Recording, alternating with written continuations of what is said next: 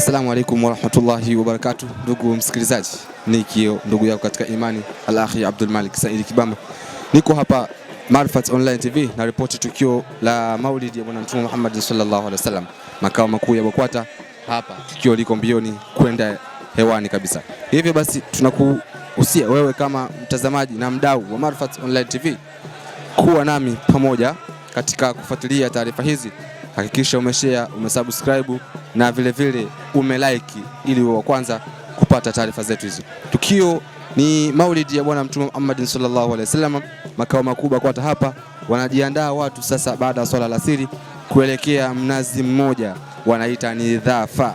Insha Allahu taala utakuwa nami ndugu yako katika imani kukuletea taarifa mbalimbali, kipi kinaendelea na kipi kinaendelea kutakujuza. Hivyo basi hakikisha umesubscribe na umeshare kupata taarifa zetu zaidi. Kama unavyoona ndugu mtazamaji, watu ni wengi kweli hapa makao makuu BAKWATA wakijiandaa na swala hili la Maulid ya Bwana Mtume Muhammad sallallahu alaihi wasallam kwenda kuadhimisha siku hii ya leo ambao wameita siku ya kitaifa. Hivyo basi utakuwa pamoja nami katika imani. Nyuma ya kamera yuko ndugu yetu Al-Akhi Hassan Munyungwa pamoja na director material, ndio yeye atakuletea taarifa hizi.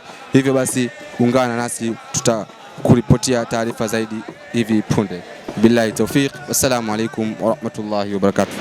Wote unaona hata kuokoa siku ya kiyama hawa utaachana nao. Yawma yafirru almar'u min akhihi wa ummihi wa abihi wa sahibatihi wa banihi likulli imri'in yawma idhin sha'nun yughni.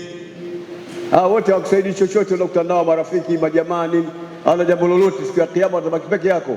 Linda nafasi yako, fanya kazi ya Mungu, fanya kazi ya kutumikia Uislamu, fanya kazi ya kutumikia baraza ambalo liko kwa ajili ya kutumikia Waislamu. Simama hapo, simama hapo, simama mahali pengine popote, simama hapo, ndio Uislamu utakuja. Na kuna baadhi ya mambo na akhlaq ambazo tunatakiwa wewe ujiepushe, na ndio tumekuja wakati wa Mtume Muhammad sallallahu alaihi wasallam, Rabiul Awwal, tunaelezea habari za Mtume ambaye ndio mkamilifu katika mambo ya akhlaqi na kila kitu, mkamilifu wa umbo na tabia.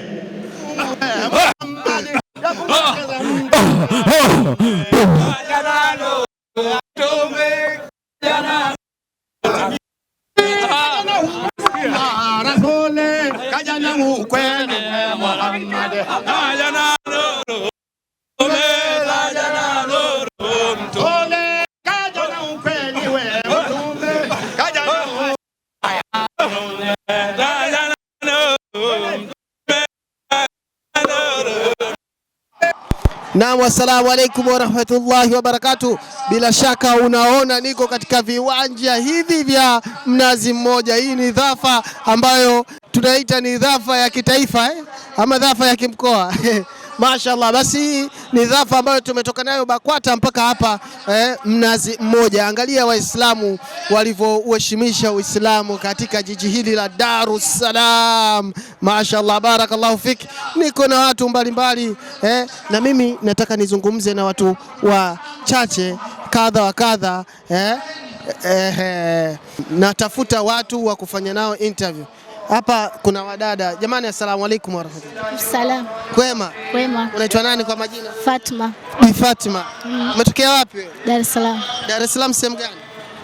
Gongo la Mboto. Gongo la Mboto. Mashaallah, umekuja katika Maulidi ya kitaifa. Kipi kimekuvutia zaidi kutoka Gongo la Mboto mpaka mnazi mmoja? Sio mchezo, ama ulianzia BAKWATA kabisa? Umeanza Kinondoni. Kipi kimekuvutia dadangu? Kimevutia kumswalia Mtume Bwana sallallahu alaihi wasallam. Sallallahu alaihi wasallam. Taarifa ulipata wapi? Kwenye TV. Kwenye TV. Na ukaitika wito. Bwana, wewe ni kipenzi cha Mtume Muhammad sallallahu alaihi wasallam. Una kipi cha kuambia kina mama wenzio ambao bado hawajakuja, hawajapata mwitiko ama wamepata dharura? Naomba aitike kwenye mtiko wa kumsalia bwana wetu Muhammad sallallahu alaihi wasallam na afike katika kumsalia mtume wetu Muhammad sallallahu alaihi wasallam. Mashaallah, nashukuru sana dada.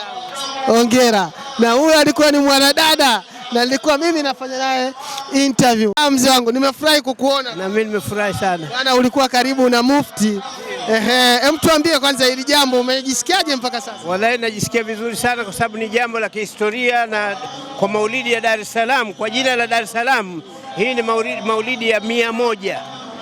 Inatimiza miaka 100. Mimi niko Dar es Salaam kwa miaka 70 hapa.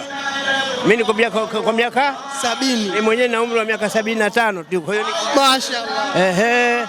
Kwa hiyo huu ni mwaka wa 100. Kwa hiyo ni jambo linalovutiwa, ni jambo la kihistoria, ni jambo ambalo kusema kweli, nini kama Dar? Nani kama mama? Hakuna. Mashaallah. Mzee Jongo ana maneno matamu kweli kweli. Mzee Jongo, unalitofautisha vipi swala jambo hili la leo na jambo la miaka 100 iliyopita? Kama kweli hili jambo la leo limekutana na teknolojia ya kileo. Zamani kulikuwa hakuna haya, unaona hivyo? Naam. Hata hii maiki kipaza sauti ilikuwa hakuna. Wazee wameanza kusoma maulidi hapa kwa kandili na karabai, lakini leo angalia hali ilivyokuwa. Hali ni tofauti kabisa, lakini mtume ni yule yule. Mtume ni yule yule na Mungu ni yule yule, lakini mambo yao endelevu. Sikukuona kwenye dhafa Mzee Jongo, shida nini? Shida mimi nilitangulia, ni kwa msikiti wa Manyema na miguu kidogo nafanya tabu, niombee dua. Hamasa ipi ambayo mlipata ukijizungumzia wewe binafsi?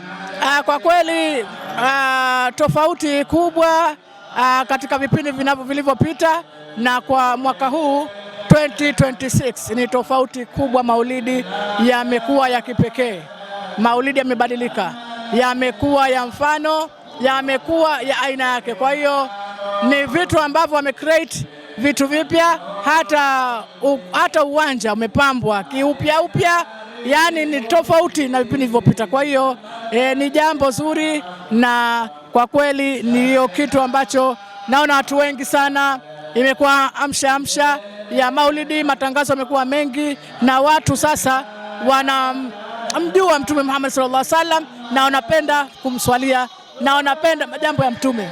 Mashaallah, shukrani sana bwana.